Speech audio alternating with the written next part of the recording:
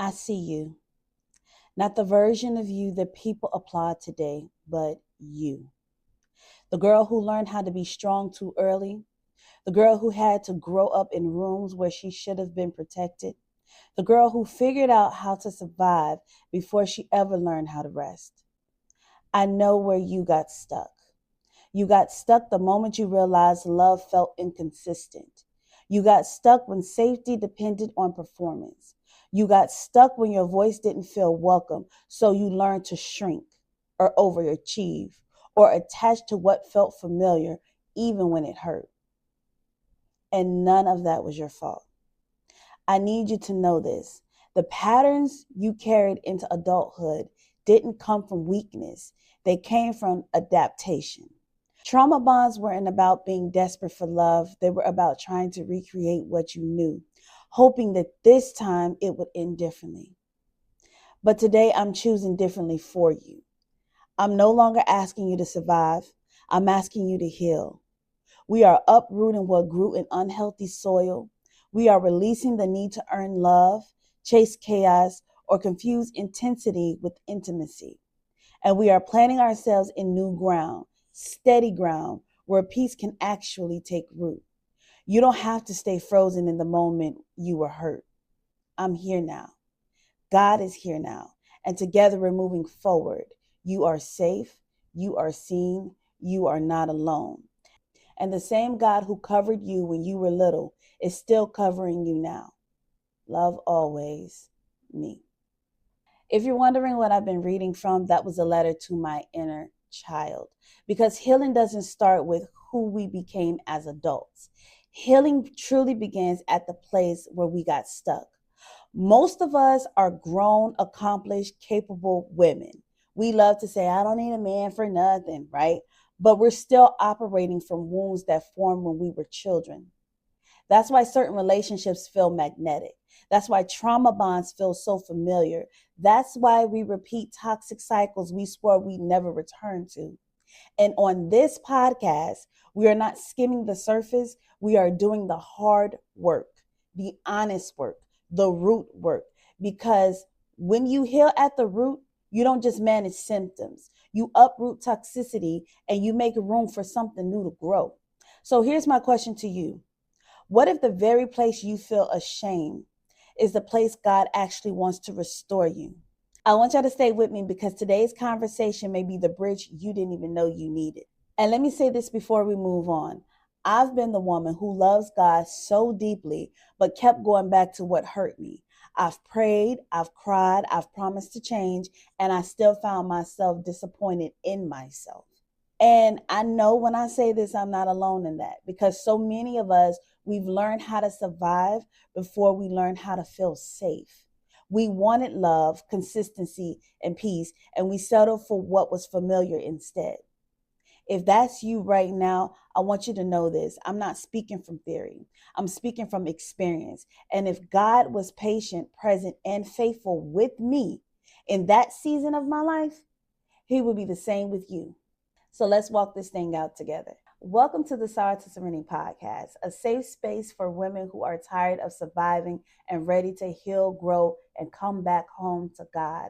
I am your little big sis in faith, Tiana Venice, the one who loves you enough to tell you what your soul needs to hear, not just what feels good in the moment. If this is your first time here, please don't let it be your last. Give the subscribe button a love tap and join the sisterhood. If you are returning, what's up? It's an honor to serve you, Phoenix Queens. Now, let's address the elephant in the room. Nobody really wants to talk about this, but we're going to talk about it anyway. Just because you went back does not mean God walked away. I'm going to say that for the ladies in the back. Just because you went back does not mean God has walked away. And I want you to sit with that for a moment.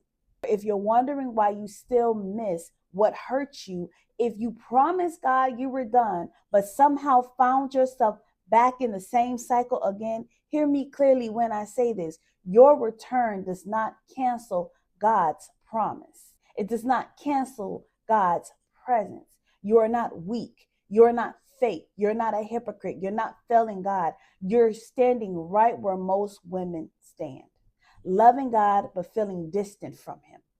wanting peace, but still feeling familiarity. And before we go any further, let your sis speak to that part of you that learned how to survive way too early. You can love God and still be stuck in a toxic cycle. You can pray, you can worship, you can journal, you can fast, and still find yourself going back to what you already know is hurting you. And that doesn't make you fake, it makes you human. A lot of us women are dealing with trauma bonds, emotional dependency, and familiar dysfunction. But instead of addressing that toxic cycle, we beat ourselves up spiritually. We start thinking things like, God must be disappointed, or I should be further along by now, or why do I keep going back? I've been there, okay? And I want to tell you that it's not that God doesn't love you, it's that your nervous system has gotten so comfortable with surviving. And toxic cycles, they don't just affect your relationships, they mess with how you see God. Hear me clearly. They mess with how you see God, not how God sees you. You start believing distance means disqualification, like because you went back, God has stepped away from you.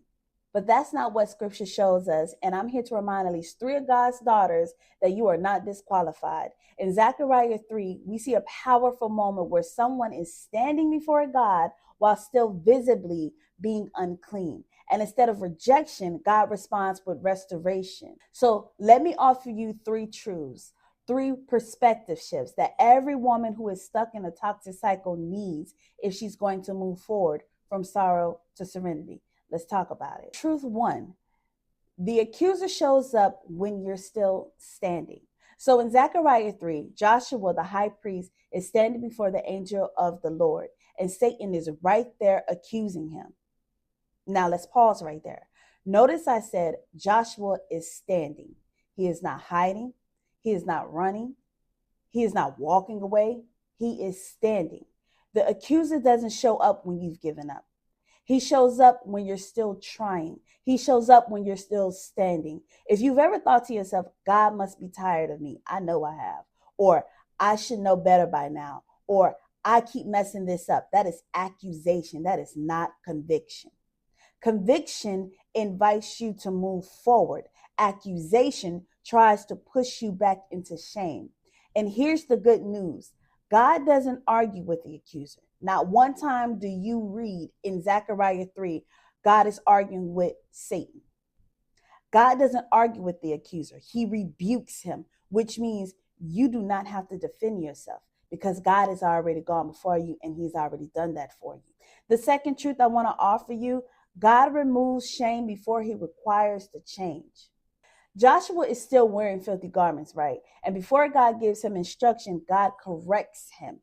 Before God assigns him anything, God says, remove the filthy clothes. This is critical. Get this.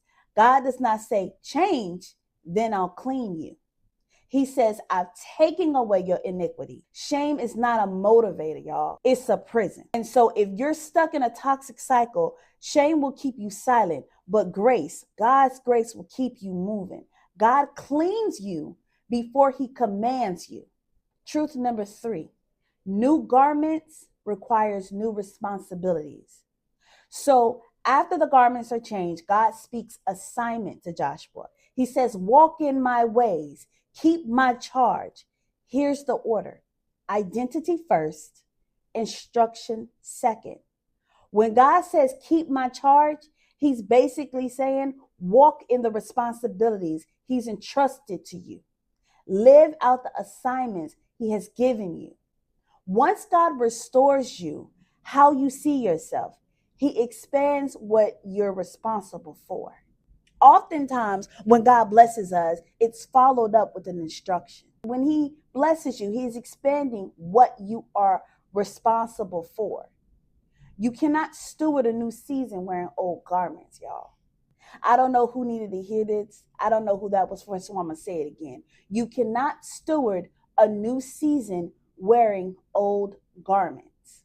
So let's talk about real quick what that looks like in real life. Toxicity can feel spiritual because it's familiar. You know how it starts, you know how it feels when it's good, and you know how it ends. Confusion, emotional exhaustion, questioning yourself all over again. The emotional up and down, That's what keeps people stuck.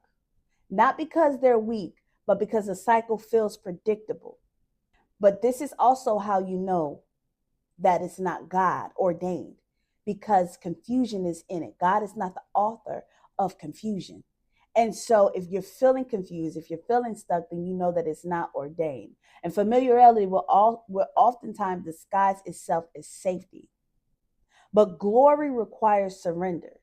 Going from glory to glory doesn't mean you never struggle. It doesn't mean you won't face obstacles. It means you stop repeating the same lesson with the same pain. It's when God keeps showing you the same truth, but you finally respond differently. So it looks like choosing your peace over the patterns, whether that's patterns from somebody else or your patterns of behavior or the way that you choose people that come in your life. It looks like obedience over comfort, doing the thing that God has called you to do, even if it makes no sense to nobody else, even if it means that you have to come out of your shell. It looks like distance over damage, creating space between you and that thing or that person to avoid damage, to avoid loss. And let's be clear, it's not about being perfect. This is not about perfection. It's about progression. Nobody wants to continue to repeat the same cycles over and over again. So this is about progressing, because God is going to always test you. He's going to know if you are capable of passing this test so that he can bless you with more. You don't go from toxic to transformed overnight. You go from awareness to obedience to alignment. And here's the part that I do not want you to miss, sis. God doesn't rush you, but he does invite you. Think about the Israelites when they were leaving out of Egypt, going to the promised land. Took them 40 years. When in reality, they should have been there within a week or so. But their disobedience, but them lagging along, is what took them 40 years to get there. That's why God doesn't rush you. He want to see what you're going to do. He want to see how strong your faith is. That's why he don't rush you, but he invites you in. And if you're still breathing, if you're still listening, if you're still watching, baby girl, if you're still standing, that invitation is still open. Because if you ain't dead, God ain't done. So now that we've talked about the cycle, let's reflect a little bit. Now that some truth may have hit a little bit closer to home, this is where I want to slow down, not to judge ourselves, but to be honest with ourselves. Because if we're going to move forward, if we are going to be serious about our healing, then we have to be honest about where we are. Because clarity doesn't come from pretending. It comes from reflection. So here's a question I want you to sit with. I don't want you to rush past it. I want you to let it sizzle in your spirit. What garments are you still wearing that God has already asked you to release? You don't have to answer this right away. Don't answer it from shame. Let it sizzle in your spirit a little bit, because I want you to answer from truth. And if you're comfortable, comment down below. But this really is just for you and God, because healing starts when honesty feels safer than hiding. Now, before we move on, I'm really big on affirmations. I feel like what we affirm over our life is our reality. So I don't want you to just think about what comes up, what the emotions are. I want you to sit with it, and then I want you to speak life over yourself, because that's how we're going to change the narrative. Okay? What you think, you eventually say, and what you say, you eventually produce. Always remember that. Scripture tells us that the tongue carries the power of life and death. You have too much life ahead of you to keep speaking against yourself, to keep borrowing the enemy's words. So we are going to speak promises over our life. We are going to speak authority over our lives. We're going to speak clarity over our lives. So let's affirm out loud if you can, okay? I want you to repeat after me. I am not condemned for my process. God is restoring me with compassion. I am stepping into new garments and new responsibilities. I am rising from this season with clarity and peace. If this episode spoke to you, God is calling you closer. He is not calling you out. I know what it's like to run across a video and say, "Ooh, that was for me," and feel like, "Okay, God, I hear you talking to me." Listen, God is calling you closer, sis. He's not calling you out. If you are ready for personalized support, I want you to know that I do offer one-to-one Serenity sessions for women who want clarity, healing, and alignment with God's will. This is a sacred, confidential space to lay it all down and receive direction without judgment. Because when you stop trying to do it alone and invite God in fully, you plus God is really enough. Okay, so all that information will be in the description box below. I want you to remember this. Your mind decides, your life obeys. You don't have to shrink, you don't have to perform, and you do not have to compromise to be loved. God sees you, He knows your heart, and He's ready to clothe you in freedom, dignity, and divine love. Take off those filthy garments, sis. Step into your fine garments and watch how your life transforms. Until next time, choose serenity and keep rising. I'll see you in the next video.